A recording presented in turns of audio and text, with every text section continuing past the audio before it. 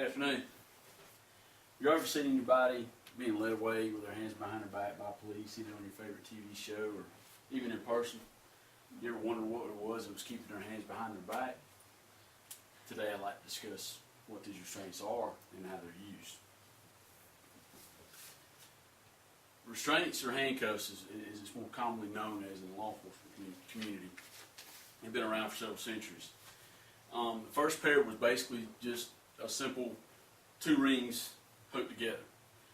They were problematic because they were a one-size-fits-all, and all it did was just latch. This caused problems for people that would either have bigger wrists or smaller wrists. If you had bigger wrists, you couldn't secure the handcuffs around the wrist, therefore causing problems.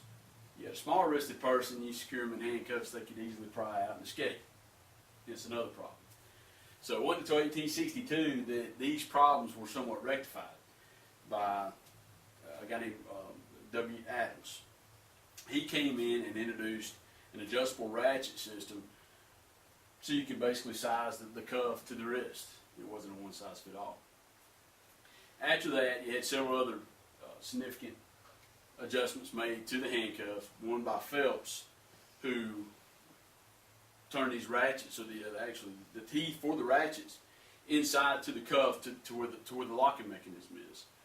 Before, it was a lot easier to pry out, even if you had a tool, even with the adjustable ratchet system. So, since then, other people have made other adjustments, basically to what we have now today. Okay. This is a photo of one of the first sets of cuffs known to man. Now, as you can tell, you have two metal circles with a locking mechanism that locks into place. I don't know if y'all can see it or not, but there is no way to adjust the size of these, so that's why they call it one-size-fit-all. This is a photo of the Phelps cuffs. It was made with the adjustable ratchets where the teeth were inside to the locking mechanism. So this made it a lot better for police officers back during those times to take somebody into custody. It was a lot harder for them to escape. Okay, there's two basic types of cuffs that we use today: the chain and the hinged. First one is the chain, which are these here. And I think everybody can tell why they call it the chain handcuffs. It's held together with chains. Most commonly, two links. It makes the distance just long enough to where you're not making whoever you're putting these on in discomfort, but short enough to where you're restricting their movement. All handcuffs work in the same general fashion. You have a locking mechanism and a double lock with an adjustable ratchet with the teeth that go inside to the locking mechanism. The double lock is for security purposes. In other words, it basically, just like it says, it locks it twice. So if anybody tries to escape, not only do they have to pick one lock inside the locking mechanism, they have to pick two. So these are the ones that are most commonly used and have been around the longest. The next set that have been around for a while, but it's the newer and latest and greatest thing, are the hinged. And just like in the chain, you can see why they're called the hinged. They're held together with a hinge. These are a lot better at restricting movement. Now, no matter what type of cuff you have on somebody with their hands behind their back, their movement is going to be restricted. These further that restricting.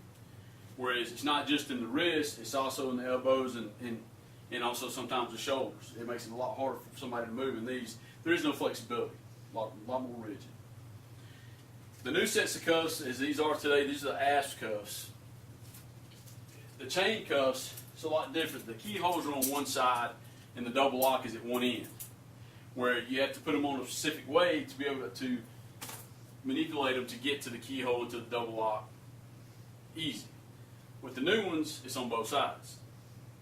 So no matter how I put these on or how you put these on someone, you can get to the keyhole and to the double lock on either side, either way. So these, like I said, these are the latest and greatest thing, with the chain being the most common. The last one is what we call the flex cuff. And there is no chain, there is no locking mechanism, there is no hinge. It's like a big piece of plastic, and that's exactly what it is. All this does, this is what we use for mass arrest in a riot situation, or just, a drug raid, where we know we're going to be taking several into custody. These are good because they are disposable. This is a one-time use only. Once you put this on somebody, the only way to get it off is to cut it off. Once you cut it off, or once you have put the plastic through the teeth, it's over with. Once you adjust it down on somebody's wrist, you cannot back it up and loosen it. That's the only bad thing about it is there is no way to make these bigger after you made them smaller. So, and basically all you do is you stick this end through the teeth end and pull tight around the person's wrist to the size of the wrist. So, like I said, these are used in mass arrest situations. Like I said, restraints have been around for a long time. Of course, you can see the examples that I've shown you. They have made a tremendous stride in modernizing, in making it better for the law enforcement community, making it safer for the public. So I hope today that with these examples and what I've told you, you have a better respect for these restraints, and next time you see somebody in them, you understand what it is behind it. Thank you.